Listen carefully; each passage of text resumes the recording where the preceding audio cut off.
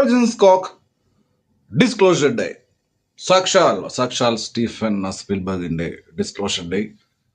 David Koepp, John Williams full legendary അതികായകന്മാരാണ്. പക്ഷെ പടം എന്തോ എനിക്ക് തീരെ പോക്കായില്ല. സംഭവം എന്തൊരു മേനയായില്ല, ഒത്തില്ല. സംഭവം ഇതാണ്, ET ആണ്. എതിർക്കും ദുരന്തവനെല്ലാം എക്സ്ട്രാ ടെറസ്ട്രിയൽ. അപ്പൊ ഇദ്ദേഹം ഇതിന്റെ മെയിൻ ആളാണല്ലോ. അപ്പൊ ഇത് പണ്ടേ പറഞ്ഞ് പഴകിയ പരിപാടിയാണ് UFO, ഏലിയൻസ്, ET. അപ്പൊ എനിക്ക് ഇതൊരു സൈഫൈ ത്രില്ലറാണ്. ഇതിനെനിക്ക് യാതൊരു ത്രില്ലും ഫീൽ ചെയ്തിട്ടില്ല. കുറെ കാറ്റ് ആൻഡ് മൗസ് പരിപാടി.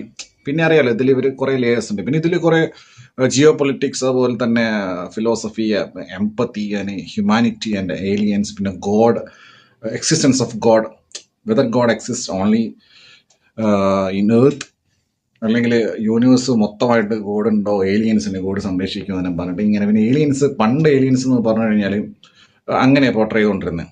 ഏലിയൻസ് നമ്മൾ അറ്റാക്ക് ചെയ്യാൻ വരുന്ന ഹ്യൂമൻസിനെ, പാവം പിടിച്ച ഹ്യൂമൻസ് ഏലിയൻസിന്റെ അറ്റാക്സിൽ നിന്ന് രക്ഷപ്പെടാൻ വേണ്ടിയിട്ട് ഡിഫെൻഡ് ചെയ്യുന്നു.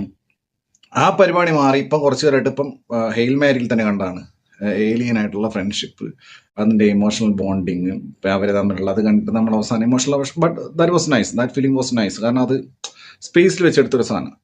ഇതിവിടെ ഭൂമിയിൽ തന്നെ എമിലി ബ്ലണ്ടൊക്കെ ഉണ്ട്. ഇവർ അങ്ങോട്ടും ഇങ്ങോട്ടും ഓടിക്കളിക്കുക, ചൂഷക്കോണ. അപ്പോൾ ഇതിങ്ങനെ ഒരു കാറ്റ് ആൻഡ് മൗസ്, ഇത് 2.5 മണിക്കൂറിന്റെ സിനിമ. പക്ഷെ അതിൽ പല സമയത്ത് ഉറക്ക ഗുളികയായിട്ട് എനിക്ക് ഫീൽ ചെയ്തിട്ടുള്ളത്. ഒന്നാമതായിട്ട് പഴകി പോയൊരു സാധന, ഔട്ട്ഡേറ്റഡ് സാധനം. ഇപ്പൊ സ്പിൽബർഗിന്റെ ഡയറക്ഷൻ ആയി കഴിഞ്ഞാലും, പക്ഷെ ഇതിന്റെ സ്ക്രിപ്റ്റ് ഒരു തരത്തിലും ഒരു തരത്തിലും എൻഗേജിങ് അല്ല.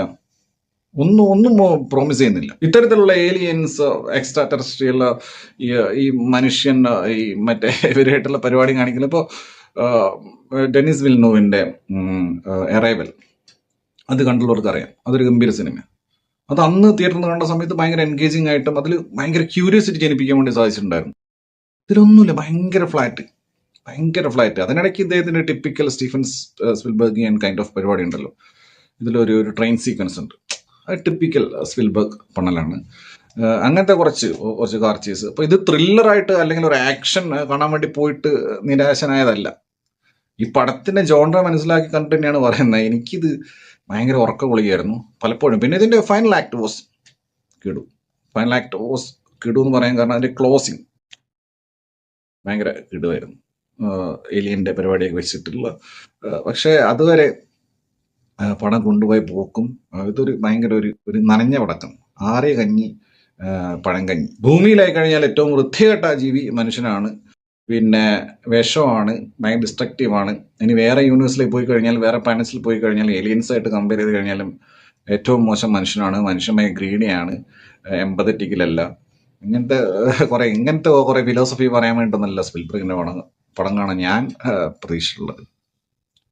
ഒരു സിനിമയല്ലേ ഇത്, പുസ്തകം വായിക്കാൻ പോയതല്ലോ, ലൈബ്രറി പോയതല്ലോ. അപ്പൊ അതാണ്. പിന്നെ ഏലിയൻസ് ഒക്കെ ഭയങ്കര കുഞ്ഞുങ്ങളാ.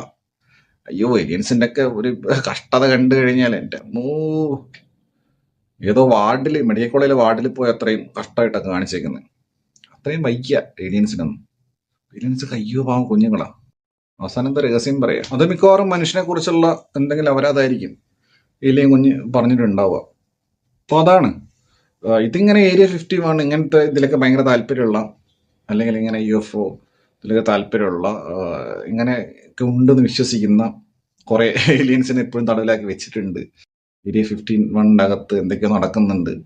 ഇങ്ങനത്തെ കുറെ കോൺസ്പിരസി തിയറീസിലൊക്കെ വിശ്വസിക്കുന്ന ആൾക്കാർക്കൊക്കെ ചിലപ്പം അത് ഇഷ്ടപ്പെടുമായിരിക്കും. But being a Spielberg fan, അല്ലെങ്കിൽ ഈ സിനിമ മുന്നോട്ട് വെക്കുന്ന ഐഡിയോളജി, ഫിലോസഫിയും പരിപാടിയൊക്കെ വിട്, അതിനപ്പുറത്തേക്ക് ഒരു സിനിമ കാഴ്ച എന്ന നിലയ്ക്ക് എനിക്ക് ഉറക്കം തോന്നി, ഉറക്ക ഗുളിക.